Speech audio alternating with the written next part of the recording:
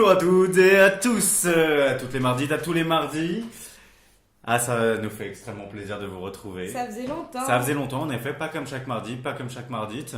On a fait une petite pause de quelques semaines. Pourquoi? Pour une raison très simple, pour vous concocter une nouvelle émission. Une nouvelle formule. Une nouvelle formule à notre sauce, à la sauce de Bulle, Coucou Bulle. Pardon, je finissais ma bière. Coucou Ellie, coucou Juliette. À la sauce de Juliette. Coucou Ellie, coucou Bulle. Et à ma sauce, c'est moi, Ellie. Voilà. Écoutez, on espère avoir pas trop perdu d'auditeurs pendant cette période un peu de creux. On a foi en votre fidélité. On a foi en votre fidélité. Si on a perdu, on n'en a plus.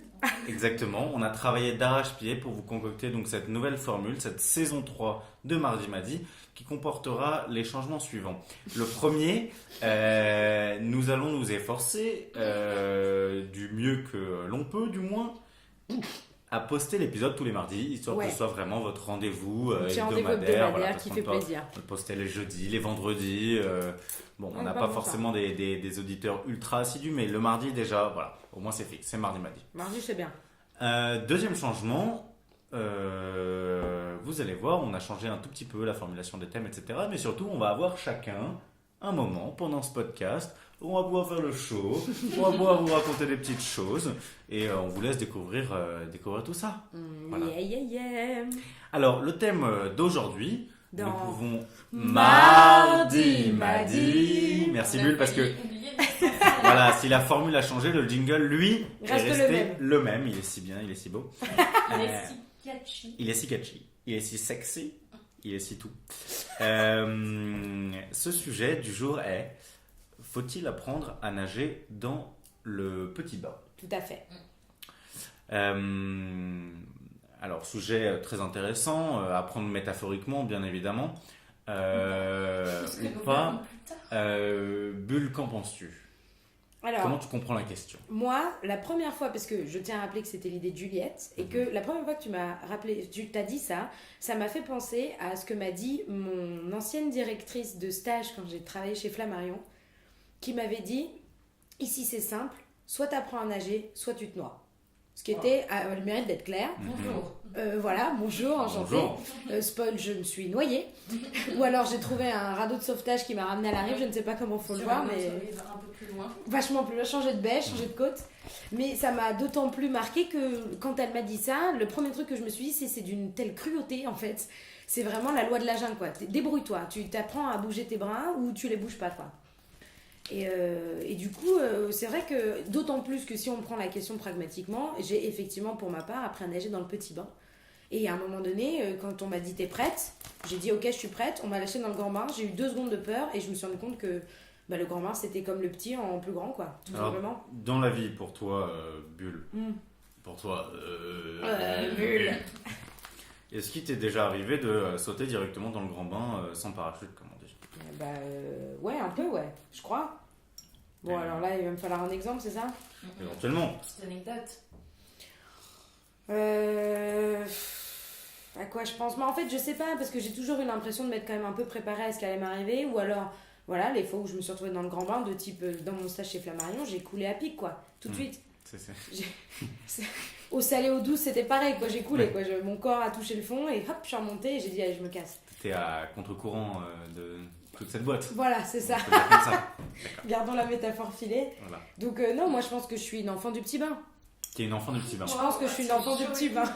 Toi, Juliette, enfant du petit bain ou mioche du grand?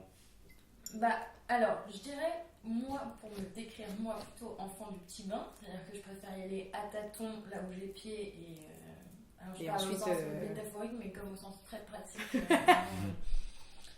Mais par contre, je pense que dans l'éducation de mes parents, comme ils ont vu que j'étais plutôt du genre pas casse-cou du tout, ils ont peut-être voulu ils t'ont poussé un peu. Aller à contresens du coup et me jeter un peu dans la piscine là où j'avais pas pied, quoi, en gros.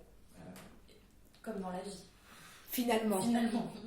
Mais en fait, je pense que quand on a peur et quand on n'est pas habitué à nager dans le grand bain avec des gens qui savent déjà nager, ça peut être très angoissant. Ouais, Et c'est un peu terrifiant. il y a deux écoles, c'est-à-dire qu'il y a des gens pour qui c'est un challenge et finalement ça booste en eux une envie de réussir aussi bien que ces gens qui le savent déjà. Mais il y a des gens, ceux qui doivent être moins sûrs d'eux, ce qui est peut-être mon cas, pour qui en fait ça crée un sentiment où tu te sens un peu nul par rapport aux gens qui savent déjà, quoi. Donc en fait je sais pas trop où me situer parce que d'une part en fait j'aimerais pouvoir être dans le grand bain, mais d'autre part je me rends compte que je suis tellement pas rassurée là où je suis pas, là où j'ai pas pied, que non, je suis plutôt comme Bulle, Enfant du petit bain. Après malheureusement c'est peut-être pas si mal non plus. Parce que je trouve qu'on s'en sort plutôt bien quand même. Moi, je pense que je suis clairement un enfant du grand bain. Ouais, ça c'est clair. Moi, j'aime plonger la tête de la première dans des endroits que je connais pas. J'aime bien les challenges. Je fonctionne toujours super bien à la pression. Genre, on me dit, ok, il faut que tu fasses un truc pendant 2 jours, alors que je sais même pas le faire, bah, tu vois, j'apprends. Il y a 2 jours, on m'a dit, il faut que tu nous fasses une présentation sur PowerPoint. Je savais pas insérer une zone texte. Maintenant, je te fais des animations, mon frère, de ouf, tu vois. Yes, genre, cool, tu vas t'inquiète. pouvoir me donner un petit cours de PowerPoint. Ouais, pas encore. Bon, bah, milieu de bain, sur PowerPoint. J'arrive dans le grand max, c'est brassard, quoi. Ah, c'est ça. Mais ouais, moi j'aime bien fonctionner, tu vois. Si j'arrête la clope un jour, je l'arrêterai sec. Ouais. Mais du coup, est-ce qu'il n'y a pas aussi peut-être un truc d'éducation Bien où sûr. on pousse plus les garçons peut-être aussi dans le grand bain Peut-être quelque chose de genré, bien sûr. que les petites filles pour qui il faut être plus prudent. Mais je pense que ça va aussi avec une nature, comme tu disais, les casse-cous, les pas casse-cous. Oui, après, oui, t'as tellement de filles qui se jettent dans le grand bain. Tu vois, c'est juste. Qui ont peur aussi. Ouais, c'est ça. Et il y a un côté aussi, je pense que te jeter dans le grand bain, ça fait appel un peu à ton instinct de survie. Même métaphoriquement, c'est-à-dire que, en gros, c'est des trucs. Tu sais le faire au fond de toi. Oui, c'est ça, tu vas apprendre tout seul. Tu vas apprendre tout seul. Genre, par exemple, je sais pas, le ski, tu vois. Il n'y a pas de raison que toi, tu n'arriverais pas à skier quand tout le monde sait skier. Donc vas-y, on va fonce, tu vois. Et puis si tu te tapes une gamelle, à la limite, ça te tuera pas, ça te rendra plus fort. Oui, voilà, c'est Mais bon, ça. après, je suis d'accord que c'est pas du tout la méthode adaptée pour tout le monde. Ça dépend beaucoup de l'éducation. Et il y a des gens ça ne marche pas avec ça parce qu'ils se braquent. Ben, moi, je pense que je fais partie de cette catégorie. Si on reprend, on est tous les trois à avoir fait une prépa, donc c'est bien, ça nous donne aussi une bonne idée. Moi, le truc que j'ai détesté le plus, moi, je pense que c'est une des seules situations où je me suis retrouvée dans le grand bain directement, ça a été en prépa. Et le premier truc que je me suis dit, c'est quoi ce monde de dingue, quoi. Je ne veux pas évoluer là-dedans. Et donc, j'ai moi-même reculé de moi-même vers le petit bain et j'ai fait coucou à la berge. Ouais. Non, c'est ça, les gars, faites du crawl. Moi, je papillonne dans le. Alors que toi, t'as dit, ok, j'y vais, t'as foncé la tête la première, t'as même pas regardé le fond et t'y as été. Ça me fait penser à cette. Ça n'a rien à voir, pas grand chose, mais à cette chanson de Moïse, prince d'Égypte. Je me demandais quand est-ce que ça allait ressortir, ça. Quand Moïse débarque dans la cour du roi et que t'as les espèces de magiciens, là, prestidigitateurs qui lui chantent Bienvenue dans la cour des grands maintenant. Bienvenue dans la cour des grands maintenant. Ouais, si, je vois très bien. Ils font peur d'ailleurs, ces mecs-là. Ouais, ils font méga peur. Bulle, quelque chose à rajouter sur cette question du grand bain Bah non, ça me semble assez clair. Hein. Petit bain. Donc toi, t'es plutôt de la méthode progressive. Ouais, moi je fais partie de la méthode progressive. Mais ça marche assez. Enfin, ça te réussit bien. Bon, pour l'instant, ça va, hein, ça s'est bien passé, puis j'ai appris à nager, donc c'est parfait. Mais en fait, moi je pense que je suis assez modeste aussi parce que. Ce qui me ressemble pas tout le temps. Mais le fait qu'il y a quand même plein de choses que j'ai appris quand je me suis retrouvée dans des situations où j'avais pas le choix, quoi. Bah oui, il y a plein de fois on s'est fait pousser du bord. Par exemple, en stage, par exemple, dans mes premiers stages, je connais pas et pourtant je connaissais pas et je m'en sortais bien, mais parce qu'aussi j'avais hyper envie de m'en sortir bien et je voulais faire très bonne figure. Et du coup, quand je me force, quoi. Enfin, j'y arrive. Ouais, comme quoi on peut tous survivre dans le grand bain, quoi. Il faut avoir surmonté un moment. Pour moi, c'est difficile de juste surmonter le moment qui est juste avant ça, quoi, qui est plus dans mon imaginaire que finalement la réalité. La réalité, ouais. Tout à fait. Alors, maintenant que cette petite séance de discussion est terminée, nous allons passer à notre première chronique. Oui, j'ai trop hâte. Qui n'est autre que celle de Juliette. Je te laisse la présenter, Juliette. Le micro est à toi. Merci beaucoup. Alors, je suis un peu gênée enfin, je suis très fière en même temps, mais un peu intimidée. Je comprends que tu sois fière. Hein, c'est pas n'importe quoi, mardi midi. Bah quand même, c'est l'émission de renom. Hein. Parce que là, on commence à vraiment ressembler à une émission. Et donc, ma chronique s'appellera Le coup de Joujou. Le coup de Joujou. Le coup de Joujou. Le coup de Joujou. Le coup de Joujou. Bienvenue, le coup de Joujou. Le baptême du coup de Joujou. Ah oui. Voilà. Et donc, il s'agira soit d'un coup de cœur, soit d'un coup de gueule, soit d'un coup de boule. De Joujou. Donc, qui sera mon petit surnom durant cette émission. Le temps de ces 45 minutes d'émission. Donc, allons-y. C'est parti. On t'écoute. Alors, mes chers collègues, peut-on parler de petits bains ou de grands bains sans évoquer les piscines municipales et tout le cérémonial que celles-ci génèrent? Les accessoires sont nombreux, le maillot de bain, une pièce, 2 pièces, en fonction des goûts, des genres surtout, des saisons, le bonnet élastique ou non. Ah, on l'adore celui-là, il nous fait toujours très plaisir. Oui, ce qu'on s'enfonce sur la tête avec du talc quand j'étais petite. Excellent. Pas cool. Je sais pas si vous avez ça. Ou les moins solides, mais qui sont loin d'être imperméables. Et pour les plus sceptiques, c'est un petit clin d'œil à notre ami Sinapeg, un choix intéressant entre les tongs, Havaianas s'il vous plaît, et les claquettes. Alors pourquoi s'armer, me diriez-vous, mes chers collègues? Eh bien c'est très simple, il faut s'armer contre le pédiluve. Le quoi, Élie? Le pédiluve. Le pédiluve, du latin médiéval pédiluvium. Excellent. Comme quoi, on apprend en s'amusant. Et oui, grâce à Joujou. Tout dispositif provisoire ou permanent destiné à laver les pieds nus. Par exemple, à l'entrée des piscines, des saunas, des zones de cure thermale, Donc, ce qui est le cas des piscines municipales. Alors, il y a ceux qui se placent plutôt en défenseurs du pédiluve, que nous appellerons les pédiluvers, ou les pédilovers. Parce que... alors, pourquoi ils défendent ces pédiluves? Parce que c'est fait pour nettoyer ses pieds, que c'est normal, qu'on se retrouvera tous dans le même bassin et que vaut mieux avoir les pieds propres, quoi. Et il y a ceux dont je fais partie, et je crois savoir que Bulle me rejoint, tout à fait, qui ne comprennent pas l'intérêt de se laver, voire de se désinfecter les pieds dans un bassin sale. Et ces gens-là, nous les baptiserons les pédi-haters. Jusque-là, on suit. Jusque-là, tout va bien. Et Éline, nous connaîtrons en fin de chronique ta position politique vis-à-vis des pédiluves. Et donc là, je m'excuse car ma chronique ne sera pas très objective. Reconnaissons tous qu'il n'y a pas plus dégoûtant qu'un bassin plein de cheveux de personnes inconnues, de leurs poils, de leurs microbes de pieds. Je l'ai longtemps fui, mais les techniques pour l'éviter sont complexes. C'est effectivement le cas. Et c'est donc un coup de gueule. Voilà, c'est plutôt un coup de gueule, parce que le pédiluve occupe un espace suffisamment important pour empêcher un quelconque passage entre les douches et le grand bassin, ou le petit bassin. Stratégiquement positionné. Et donc il faut faire preuve d'imagination et surtout de souplesse pour espérer éviter le bain aux mycoses. Alors, je vais vous faire part de quelques-unes de mes techniques. Alors la première, c'est le saut. Dangereux. Oui, dangereux. Ah, le saut. Oui, sauter. Sauter. Sauf que la piscine municipale est glissante. Glissante, et bien on sûr. Remarquera d'ailleurs, je me permets une petite...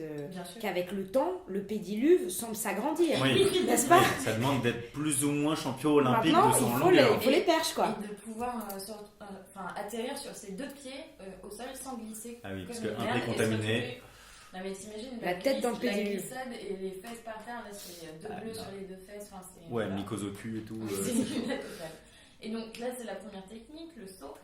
Et puis ma deuxième technique c'était le bout du pied. Et bien sûr. C'est vraiment la technique un peu de lâche. C'est-à-dire j'espère que le bout de mon pouce n'a rien à voir, mais je mets surtout pas tout le pied pour... C'est marrant, j'aurais été plutôt de talon.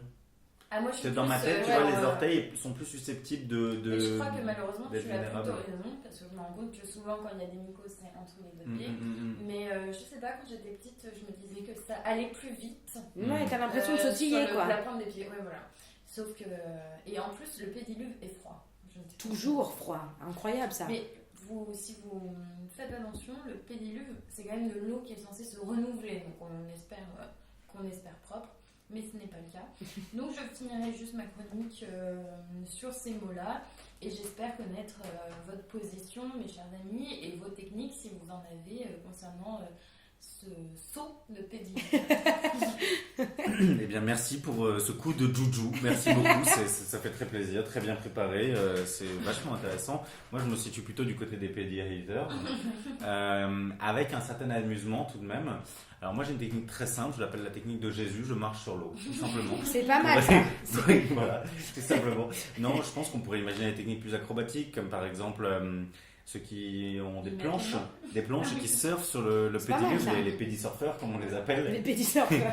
Savez-vous d'ailleurs que dans mes recherches, je me suis rendu compte qu'il y a des endroits où le pédiluve est obligatoire, c'est l'OMS qui l'a décidé, donc c'est le cas des piscines quand elles sont municipales, enfin publiques et tout, mais dans les mosquées aussi. Intéressant. Ouais. Alors sinon, moi j'ai remarqué que dans les pédiluves, il y a souvent un très léger rebord sur les côtés de à peu près 5 cm. Qui peut être empruntable. Pour les plus, c'est la voie compliquée, hein, c'est pas la voie rapide. Il neige, tout à fait. On va avoir un joli pédiluve de rue pour rentrer chez nous. Donc peut-être pour les plus casse-cou, essayer sur la pointe des orteils musclés de passer dans la largeur. Moi j'ai trouvé une technique infaillible que je partage avec vous aujourd'hui, avec mes chers mardis et mes chères mardites.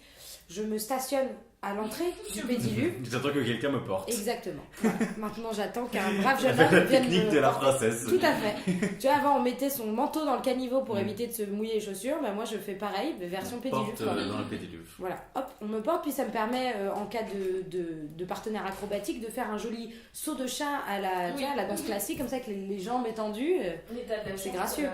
T'as de la chance d'avoir des gens qui sont à ta disposition dans ces situations. Tout à fait. Ce qui n'est pas mon cas. Bon, après, je nuancerai toute ma chronique qui a un coup de gueule plutôt drôle et pas très sérieux, car je me rends très rarement à la piscine. C'est vrai que finalement, c'est un truc assez rare. Hein. En tout cas, en fait, pour c'est moi. des souvenirs d'enfants, parce que j'imagine comme vous alliez à la piscine en primaire, mais il y avait une piscine juste à côté de l'école, on y allait une fois par semaine, et ça, le cauchemar. Tous les ans, j'ai fait ça. Moi, j'ai continué tard parce que j'ai fait des cours de natation jusqu'à mes 17 ans, donc le pédiluve, je le connais bien. J'ai fait la natation au bac. En fait, j'ai fait jusqu'en terminale. Ouais, t'as fait ça tard. Oui. C'était sympa. Merci pour ce coup de joujou, ce billet d'humeur très instructif, en plus d'être amusant. Je vous propose à présent le deuxième moment de ce podcast, ma chronique, donc. Cool. Donc je me présente le temps de ces 5-10 minutes prochaines. Vous pouvez m'appeler à présent Premier Degré Man. Voilà, bienvenue dans la chronique Premier Degré, l'anachronique.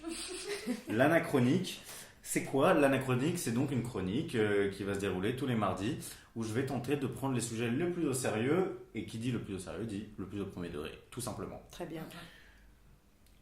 On a posé une question à Premier Degré Man. La question était: faut-il apprendre à nager dans le petit bain? Eh bien, sachez qu'on vous dit souvent que de toute façon vous savez nager, que le nourrisson que vous êtes ou que vous étiez le sait, parce qu'il a appris dans le placenta de sa mère, que les animaux, même les chiens, les grenouilles, tout ça le font instinctivement. C'est du bullshit. Tout simplement, si on répond à la question, quand on ne sait pas nager et qu'on plonge dans le grand bain, on se noie. Tout simplement. Alors, comment faire pour apprendre à nager? Est-ce qu'il faut sauter directement dans le grand bain au risque de se noyer, ou y aller plus progressivement au risque de ne jamais y arriver par la méthode douce? Alors, je vous propose d'abord un premier témoignage que j'ai trouvé sur l'internet. Ça prend. Donc c'est donc quelqu'un de très préoccupé qui a inscrit ses deux filles de 6 et 10 ans à des leçons de natation et qui est un peu paniqué. Le premier cours s'est déroulé ainsi: une demi-heure de leçon pour plus de 15 enfants. Marche dans le petit bassin, puis saut depuis le bord. Le maître tenait les enfants par la main. Puis saut en mettant la tête sous l'eau lors du petit plongeon. Là, ça a tout de suite coincé pour ma fille cadette qui a eu peur de mettre la tête sous l'eau. Elle s'est mise à pleurer. Le maître n'a pas eu le temps de la consoler, trop d'enfants, hein, n'est-ce pas, hein? Et on lui a dit qu'elle n'était pas obligée de le refaire. Fin de la séance, on prend une planche, on s'allonge dans l'eau en la tenant devant soi, on met le visage dans l'eau et on avance en battant des pieds. Ma fille, toujours en larmes, n'a pas réussi à faire l'exercice car elle ne le comprenait pas. Elle n'est pas un peu teubée. Bravo. Donc, qu'est-ce qui se passe concrètement dans les cours de natation?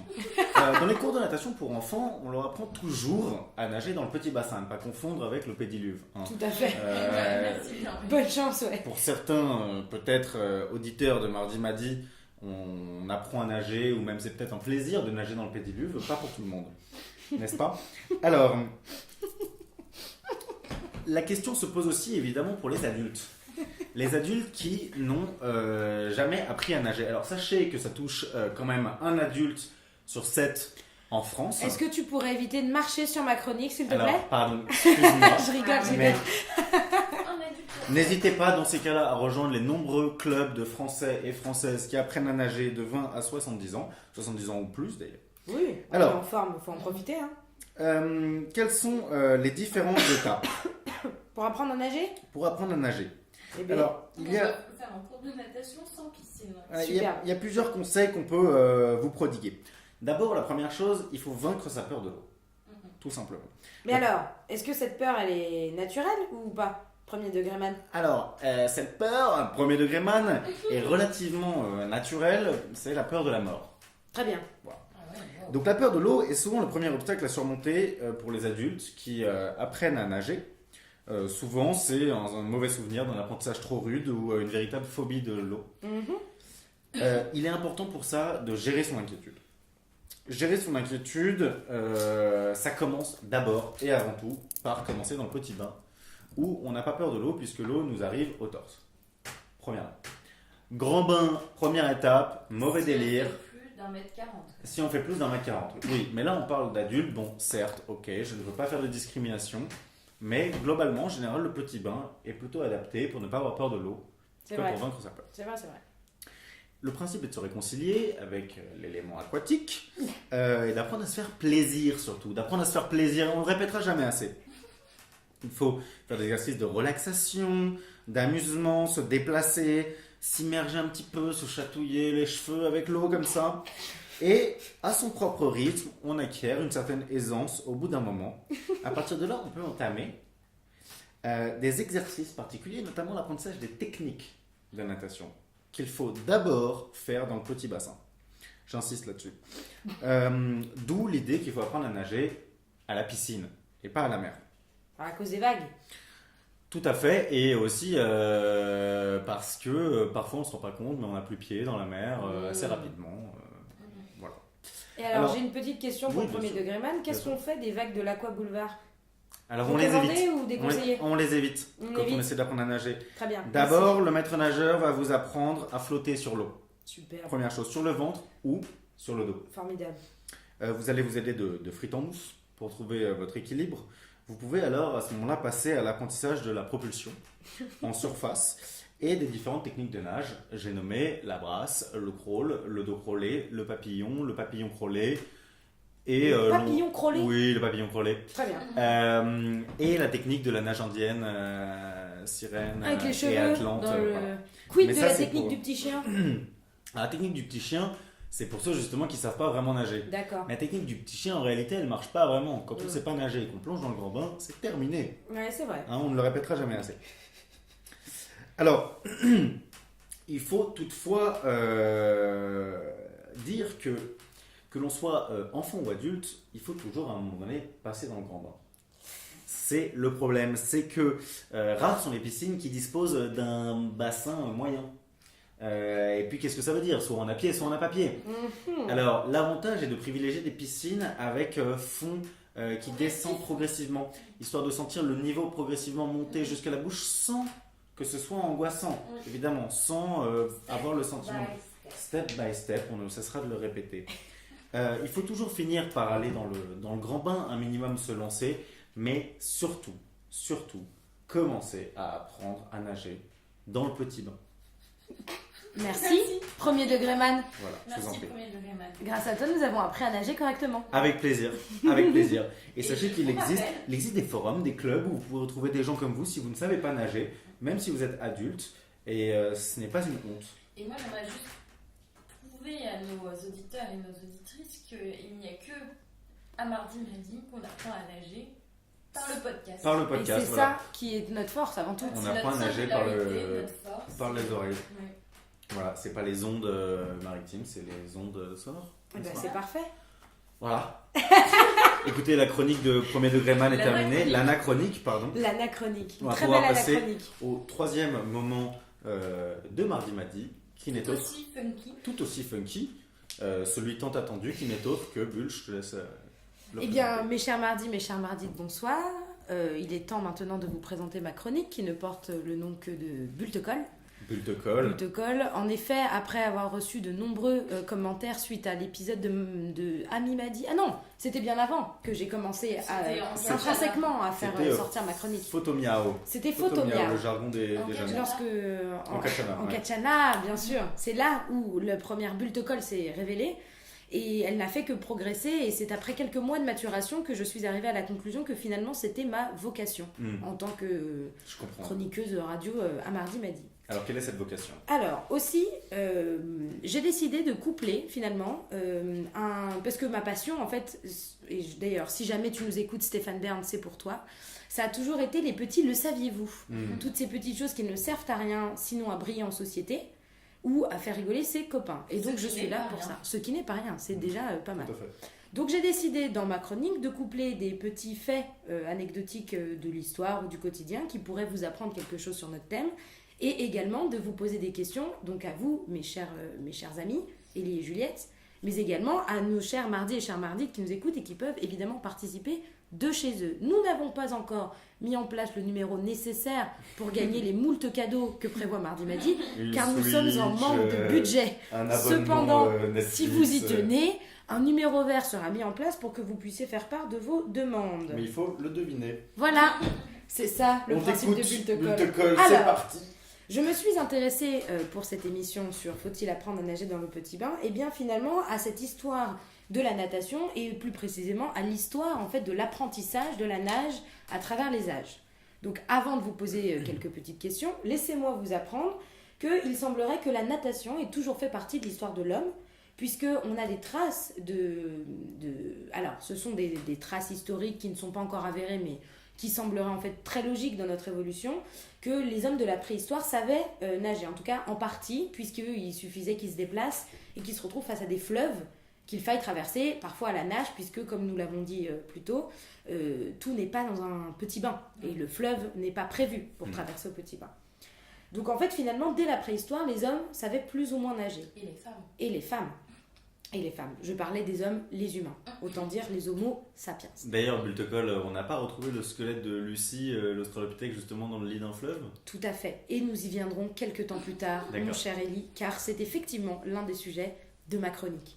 Donc, une fois que nous avons parlé de la préhistoire, sachez que dans l'Antiquité, savoir nager était un signe de culture et de bon apprentissage. En effet, dans la Grèce antique, une expression, un adage finalement disait, pour se moquer d'un imbécile ou d'un ignorant, il ne sait ni lire ni nager. Ce qui est étonnant puisque nous, dans notre langage commun, on nous dit il ne sait ni lire ni écrire.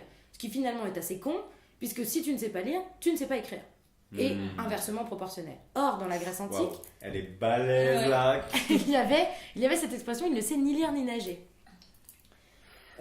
Alors aussi... C'est pas une honte de ne pas savoir nager, je tiens à vous préciser. Non, mais dans la Grèce antique, ça en était une. En tout cas, c'était un signe de manque de culture, de manque d'apprentissage. D'accord. Ce qui, en fait, finalement, est un peu resté chez nous quand même. Oui. Aujourd'hui, d'autant plus dans notre société, on a tendance à penser qu'on sait lire, écrire, nager, compter, ce qui n'est pas forcément le cas, comme tu l'as très bien souligné un peu plus tôt, monsieur Premier Degré Man. Et alors, sachez que, en fait, c'est assez récemment qu'on a commencé à apprendre à nager dans l'eau, puisque, en fait, au 19e siècle, il y avait des cours. Donc, on a commencé, les cours de natation, à proprement parler, ont commencé donc avec l'ouverture de l'école à tous et les enfants, et notamment donc au 19e siècle. Mais on n'apprenait pas à nager dans les piscines déjà parce que ça n'existait pas. Et sinon, il fallait faire des sorties scolaires soit dans des piscines plus éloignées, soit dans des fleuves, et ça n'était jamais mis en pratique. Donc, sachez que les élèves, dans la classe, apprenaient les mouvements de natation assis derrière leur pupitre. Enfin, debout derrière leur pupitre. Théoriquement. C'est-à-dire que le maître faisait faire des exercices de brasse, coulée, comme ça, mais dans l'air. Et on considérait que les élèves avaient appris à nager comme ça. Wow. Donc pas très efficace si on n'avait pas les moyens de pratiquer en fait dans l'eau plus tard. Et alors en 1920, il y a eu une invention formidable créée par Paul Bulck, qui s'écrit donc je pense que ça se dit bulk, mais je ne suis pas sûre. Bulk, B-E-U. Ah, B-E-U. Ouais, Wow. Bulk. Paul Bulk, si tu nous entends, Paul Bulk, qui était donc entraîneur de sport, et qui lui a inventé une super machine avec, comment vous le décrire, une sorte de structure ronde avec des petits sièges sur lesquels on attachait en fait les participants au niveau de la taille, et qu'on surélevait, ce qui fait qu'en fait les participants étaient suspendus au niveau de la taille dans le vide, et on les apprenait à nager dans l'air. Donc certes, cette fois, ils étaient en position horizontale. Mais dans l'air. Et dans l'air. Et ils faisaient des mouvements de bras ou de crawl. Et ça tournait pour leur faire apprendre à nager. Donc finalement, l'apprentissage de la natation dans l'eau en tant que tel est assez récent. Laissez-moi maintenant vous poser quelques petites questions, mes chers amis. Des cols, puisque c'est bulle de colle, en relation avec l'apprentissage de la natation. Alors, nous allons commencer par un petit vrai ou faux. Okay, bon, voilà. très bien. Donc, le crawl existait-il dans l'Antiquité? Vrai ou faux? Non, pardon, je reformule. Le crawl existait dans l'Antiquité. Vrai ou faux? C'est mieux dit comme ça. Sous le nom de crawl ou la pratique du bras à bras? Parce que le nom de crawl, c'est anglais. Merci, monsieur le premier degré. Ouais, je l'ignorais. Non, mais il n'y a pas de souci, il faut savoir rectifier ses erreurs quand on les fait. Non, mais Crawlus. Écoute. Mais je dirais vrai, moi. Et ben moi aussi je dirais vrai. Vous avez raison, c'est une bonne réponse. Comment le sait-on? Check, c'est sonore. Merci. Excuse-moi, je t'avais mal. Comment le sait-on? Eh bien parce que nous avons retrouvé en fait des fresques égyptiennes représentant des femmes en train de réaliser un mouvement de crawl. Donc certes, effectivement, ça ne s'appelait pas le crawl, mais le crawl existait déjà dans l'Antiquité. On sait comment ça s'appelait ou pas du tout? Non. C'est énorme parce qu'en fait, comme c'est des fresques, on n'est même pas sûr en vrai du mouvement c'est égyptien, reproduit. Du coup, c'était des images, plus ou moins, non? Bah, c'est des fresques, quoi. Enfin, Et il me semble que les Égyptiens ne sont que de profil. Oui. De plus. Donc, est-ce qu'on pouvait pas confondre avec le papillon? Ah. Non, parce qu'il y avait un battement de pied Ah. montré sur la fresque. Tu vois, des pieds séparés qui montraient que ça battait des pieds. Vrai ou faux? Il fallait savoir nager pour devenir chevalier. À quelle époque? Au Moyen-Âge, chevalier. Moi, je dirais que de toute manière, quand t'es chevalier, t'as une armure. Et même si tu sais nager ou pas, je pense que quand t'as une armure, tu coules. Du coup, je vois pas. Il faudrait savoir nager? Du coup, je vois pas trop l'intérêt de savoir nager, à moins que genre le chevalier il enlève son armure, ce qui doit être assez galère pour aller sauver la meuf qui se noie. Moi, je dirais que c'est faux. Parce que. En fait, si on associerait genre la pratique de défense, un peu de guerre, avec la pratique de nage, parce que c'est le cas maintenant dans la pratique militaire, genre les militaires savent nager, courir, tirer sur des gens, je sais pas quoi. Mais je sais pas pourquoi je ne l'associerais pas à... C'est pas mal quand même dans les 5 épreuves pour devenir chevalier, tu vois. Moi je dis faux. Mais en même temps, il faut savoir être dans une armure. Moi je dis faux aussi. Eh bien c'est vrai, mes chers amis. C'était l'une des choses que devait savoir faire un chevalier. Il apprenait à manier les armes, à monter à cheval et à nager. Voilà, donc sachez qu'au Moyen-Âge, pour devenir chevalier, il fallait savoir nager. Ce qui rejoint finalement l'adage de « il ne sait ni lire ni nager ». C'était une sorte de comment dirais-je... C'est limite un niveau social.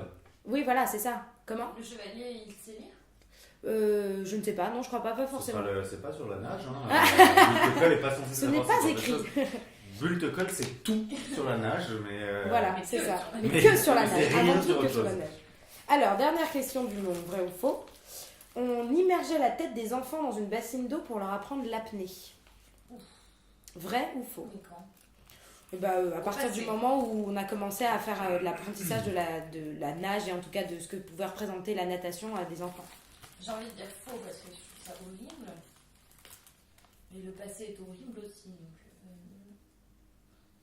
Donc, je dis vrai, mais là ça fait 3 vrais de suite quoi. Non, mais on se base pas là-dessus. Bulle-te-colle est fourbe, elle pourrait très bien mettre 3 vrais de suite. Bulle-te-colle est fourbe. Bon, moi je dis vrai. Moi je dis vrai aussi. C'est faux. Heureusement, c'est faux. Cependant, cela me permet de rebondir sur la deuxième partie de ma chronique qui voulait vous présenter une méthode d'apprentissage de natation qui ne va pas du tout en accord avec celle de premier degré man. Je vais vous parler de la méthode de Jean Fouac qui a eu lieu dans les années 70 et que vous avez peut-être vu c'est trop intéressant. dans un reportage de 1973 qui est d'ailleurs passé sur l'INA pendant un moment l'année dernière et que vous pouvez retrouver sur toutes les plateformes connectées à Internet. Donc, C'était en fait le principe des bébés nageurs qu'on a encore aujourd'hui. Et alors là, c'était des techniques très particulières, donc vous pouvez le remarquer dans le reportage. On mettait donc les bébés qui ont moins de 2 ans dans de l'eau, sur le dos, et effectivement, ça flotte. Hein, c'est un bébé, ça flotte. Et on les faisait, se rendre à l'aise avec l'eau, machin. Et alors après, ce qu'on faisait, c'est que donc c'était progressif. Il y avait d'abord le père de ceux ou ces bébés qui se mettait à côté et qui faisait des grandes vagues comme ça, qui immergeait petit à petit l'enfant pour que celui-ci apprenne à réagir en cas de vague spontanée dans la figure. Autant vous dire que la moitié des bébés se mettent à hurler à ce moment-là. La deuxième étape était de prendre les bébés en surface et d'appuyer très fort sur leur ventre pour les faire couler à plus d'1 mètre de profondeur et les laisser remonter naturellement vers la surface. Jean Fouac prenant le fait qu'un bébé qui, comme tu le disais, naturellement retient sa respiration. Et donc leur apprendre d'apnée de manière naturelle pour ne pas qu'ils aient peur d'être immergés à 1 mètre. Et les images les plus choquantes qu'on a pu voir, ce sont évidemment ces mères armées de leur bébé d'1 an qui les balancent dans le grand bain, mais comme si c'était un tas de linge sale. Et le bébé vole sur plusieurs mètres avant de s'éclater dans l'eau à plusieurs mètres et remonte à la surface. Cette méthode, bien heureusement pour nous, a été abolie depuis, mais vous pouvez retrouver le reportage sur l'INA. Je me permets de faire un tout petit aparté. Dites-moi. Dites-moi. Dites-moi, mon cher. J'ai les bulles de colle vous. Non, c'est sûr que les bébés savent nager, mais... Flotter, du moins. Mais quand on reste dans une vision très premier degré, à partir d'un certain âge, on se met un peu à oublier ce genre de réflexe et surtout la peur se développe et c'est ça qui est terrible. C'est probablement pour ça qu'à mon avis, il y a des générations d'enfants qui ont été traumatisés par cette technique de noyage par les parents. Je tiens vraiment, c'est quand même quelque chose qui me tient vraiment à cœur, genre qui est vraiment très important pour moi. C'est pas une honte de ne pas savoir nager. Sais-tu nager? Tu m'entends mardi qui ne sait pas nager, c'est pas une honte de ne pas savoir nager. Pardon. Et puisque nous en parlions, Élie, tu nous as parlé d'un Français sur 7 qui ne savait pas nager. Je voulais vous demander le pourcentage de la population française qui ne savait pas nager aujourd'hui. Un Français sur 7. Moi, je l'avais en pourcentage. Est-ce que vous êtes capable de faire la conversion ? Du coup, le pourcentage, c'est... Alors, on sait nager, on sait lire, alors compter, je ne sais pas. Du coup, c'est pas, c'est 13%. 21%. 21% de la population française ne sait pas nager. Donc, toi, c'est plutôt 1 sur 5. Moi, j'ai vu 1 sur 7 aussi. 21, c'est 1 sur 5. C'est 20%, Et 21, ça doit être 1 sur 5,5. Sur 5, Bon, alors ça doit être des chiffres qui diffèrent selon les années. Je sais pas exactement. Moi, je pensais que j'avais une source 2015. Mais peut-être qu'effectivement, en quelques années, ça a changé. J'ai une source 2017. Parce que personnellement, c'est 20% de Français qui savent pas nager, ça me paraît beaucoup quand même. Parce que maintenant, à l'école, c'est obligatoire. Je vérifie ma source. Très bien. Mais bon, et alors, pour terminer ma chronique... Bon, je n'ai pas ma source. Pour terminer ma chronique, je voulais vous proposer un petit quiz sur qui sait nager, qui ne sait pas nager, en utilisant des personnalités historiques. Oh yes. Bon, il n'y en a pas beaucoup, hein, voilà. Mais Lucie, le fameux l'Australopithèque, du coup, ne sait pas, puisqu'elle en est morte. C'est nager. Ne sait pas nager, effectivement. On l'a retrouvé dans le lit d'un fleuve, et même si on est incapable avec les ossements, on est incapable de savoir comment est-ce qu'elle est morte, mais le fait qu'on ait retrouvé son cadavre dans le lit d'un fleuve semble lier le fait avec le fait qu'elle se serait noyée. Ça se trouve, elle savait, mais le courant était trop fort. On ne saura jamais. Il y a tellement de gens qui savent nager, mais qui meurent en mer. C'est ça. Oui. Apparemment, Lucie ne savait pas nager, mais on ne saura jamais vraiment, c'est un des mystères. Okay. Caligula, nager, pas nager. Ah, allez, moi je dirais qu'il ne sait pas.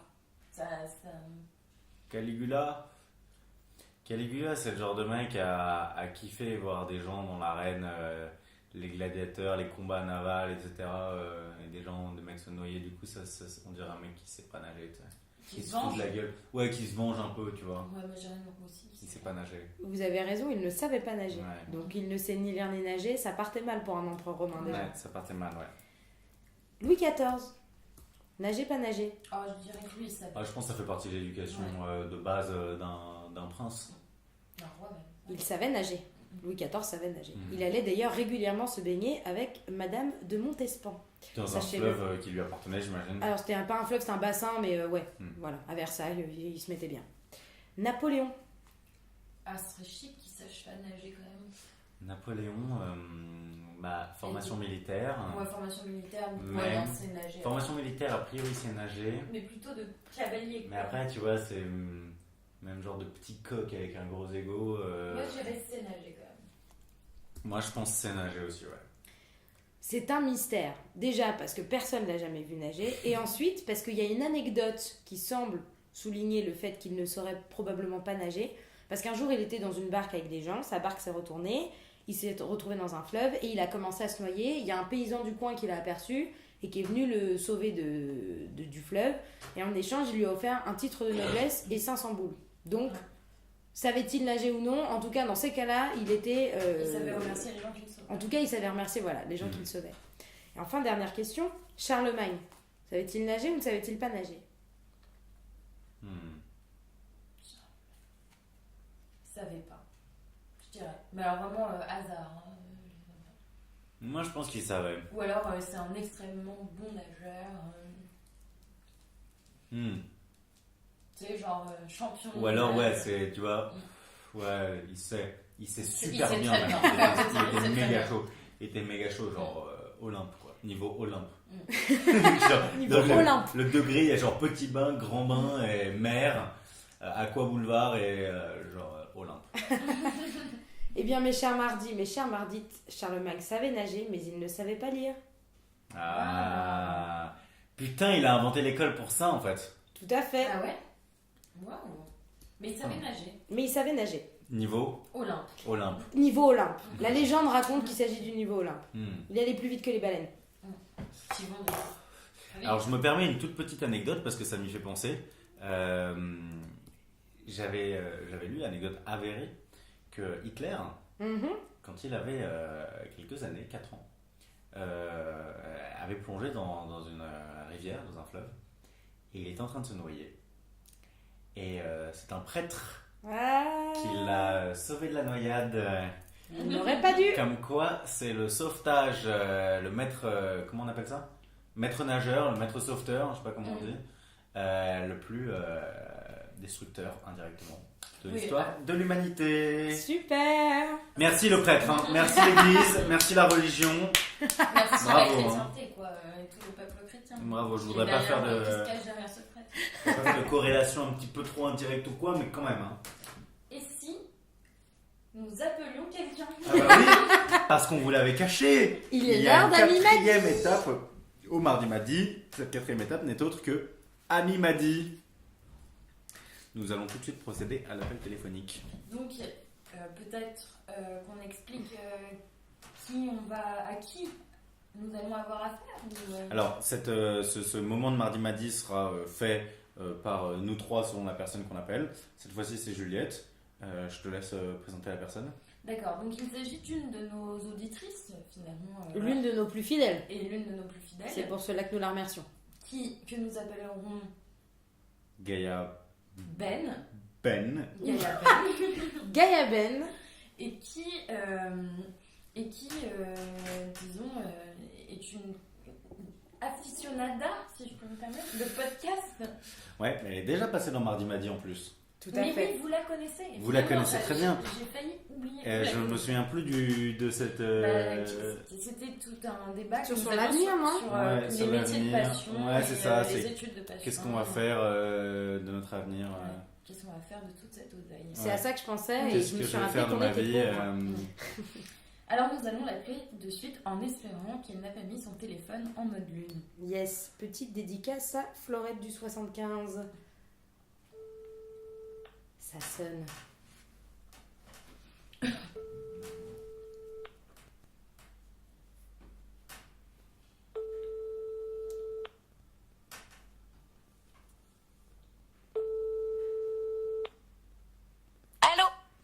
Allô, attendez 2 secondes. Allô, Mardi Madi ? Oui, bonjour. Bonjour Gaïa Ben, comment vas-tu ? Bonjour, je vais très bien, je suis ravie de vous entendre. Écoute, tu ne sais même pas la chance que tu as car tu fais partie de la nouvelle saison de Mardi Madi. Premier épisode de la saison 3. On est ravis. La saison 3, mais on est ravis de ce baptême. Les choses, le temps passe si vite, Gaïa Ben, mais si tu sais. Exactement. Les jours passent comme des voitures, c'est fou. Exactement. Et donc pour cette nouvelle formule, il y a dirons quelques minutes qui sont accordées à l'appel à un ami, un Ami Madi. Ok. Et nous allons te poser des questions sur le thème de notre épisode. Le thème est donc le suivant. Faut-il apprendre à nager dans le petit bain ? Donc, la première question que nous souhaitions te poser, c'est sais-tu nager, tout d'abord?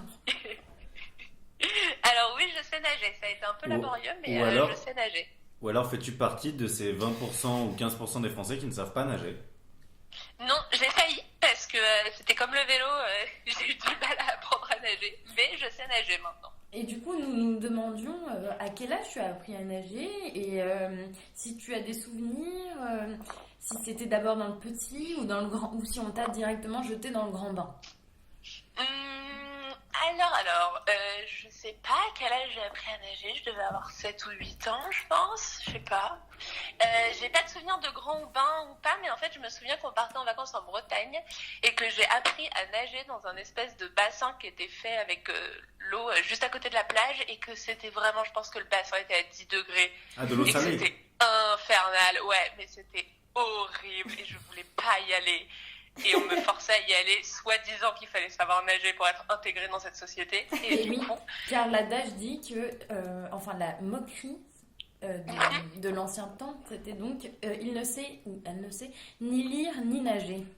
Ah ouais? Oui, et oui. Nous, vous avez bien fait de m'appeler. Je ne savais pas. Bulle nous a appris ça. Dis-nous, Gaïa, tu sais lire? Tu sais lire? Oui, je sais lire. D'accord. Oui. Bon.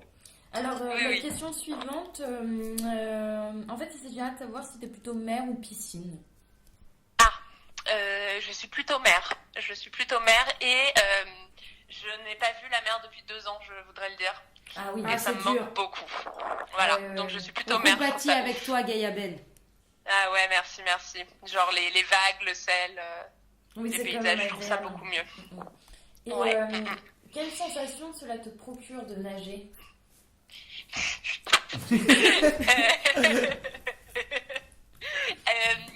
J'aime beaucoup nager sous l'eau. Je trouve ça hyper... t'entends plus rien. T'es dans ton truc, dans ton monde. Tu fais ta vie sous l'eau et après tu reviens à la surface et il y a un truc de... tu reviens à la surface, quoi. Donc tu reprends pied avec la réalité, etc. Je trouve ça très agréable. Je te rejoins là-dessus, Gaïa. C'est une belle sensation, l'immersion.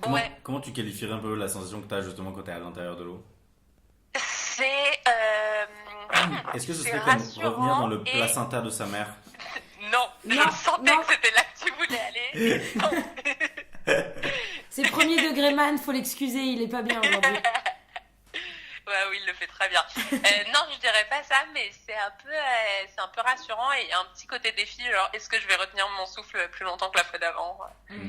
C'est assez marrant. Ok. Merci Gaïa Ben. Bah écoute, on te remercie. Pas de problème, mardi midi. Ravie de vous entendre. Écoute, ce sera bientôt en ligne et bientôt tous les mardis avec cette nouvelle formule pleine de chroniques et d'anachroniques. Tu verras. Oh waouh! Car nous sommes un peu des poètes. Je sais, ouais. Ça je sais. Ouais. Ok, et bah écoutez, j'ai été ravie d'être la marraine de cette nouvelle saison, du coup, si je comprends bien. Bah, c'est ça, super. C'est un honneur de t'avoir au bout du fil. Ça me fait très plaisir. Bah du coup, on te fait des bisous, Gaïa. Ouais. Merci beaucoup. Bisous. Bonne fin d'émission. Merci beaucoup. À la prochaine. Gros bisous. À la bonne prochaine. soirée. Nage bien. Salut. Merci pour cet appel à un ami. C'était très instructif. Ouais, merci Gaïa Ben. Ça fait toujours plaisir d'avoir un témoignage comme ça. Cette émission, ce podcast touche à sa fin. Moi, ça m'a fait très plaisir de l'animer en compagnie de Bulle, en compagnie de Juliette. On a eu la chance d'avoir le coup de Jojo. Bulle te colle. J'espère que vous avez apprécié le premier degré man.